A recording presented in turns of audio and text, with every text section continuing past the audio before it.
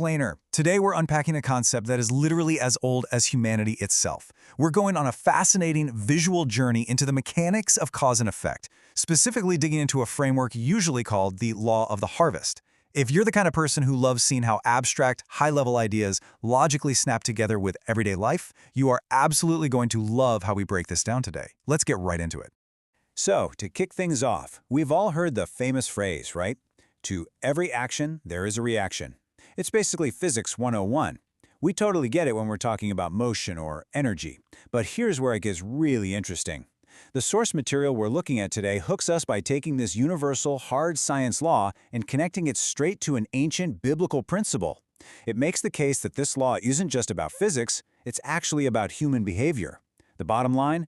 Absolutely no one is exempt from consequences. Okay, let's dive into this.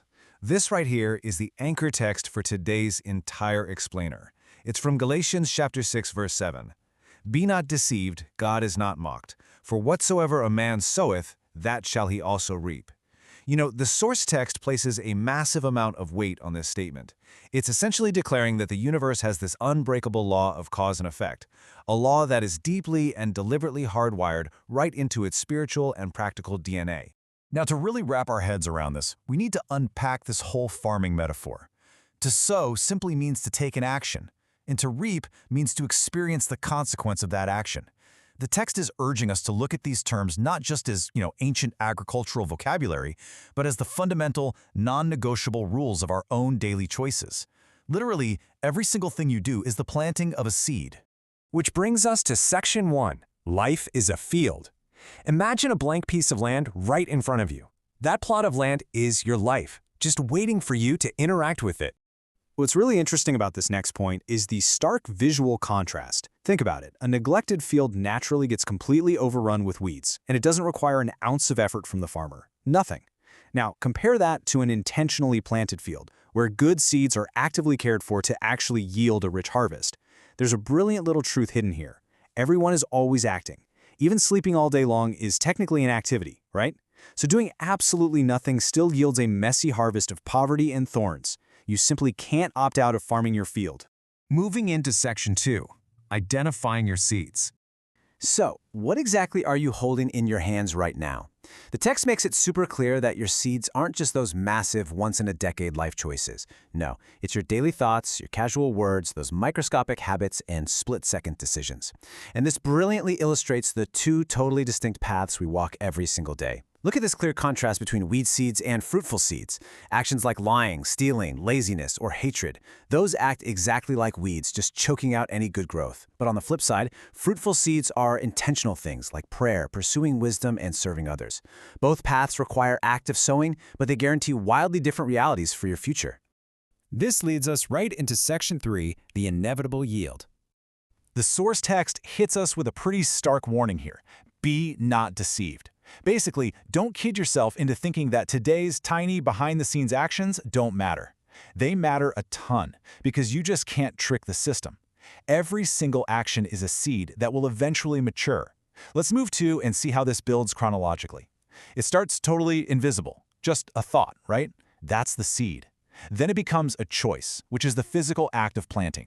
Next, it forms into a daily habit, which waters that seed.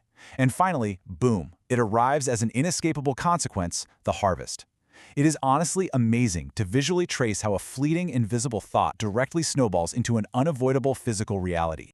Let's anchor this progression with some real-world examples so we can really grasp why this matters to our everyday routines.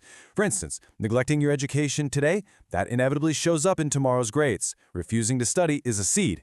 In the same way, neglecting God today, say skipping prayer or not reading the Word, that absolutely shows up in tomorrow's spiritual life. These aren't just random strings of bad luck. They are the exact, predictable harvest of the seeds of neglect. Now for some really good news in Section 4, Changing your crop. Here is where the text pivots to a super encouraging, hopeful message.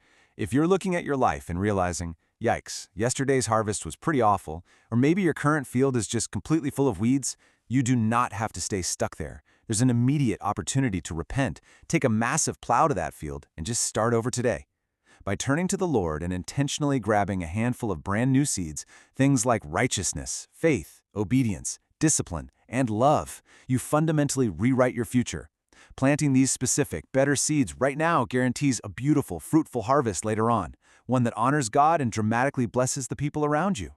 To sum it all up, the core takeaway really boils down to this rhythmic, three-part progression straight from the source. Your actions produce reactions. Your seeds produce harvests. Your choices produce consequences. You are the farmer, and your daily choices are actively shaping your reality.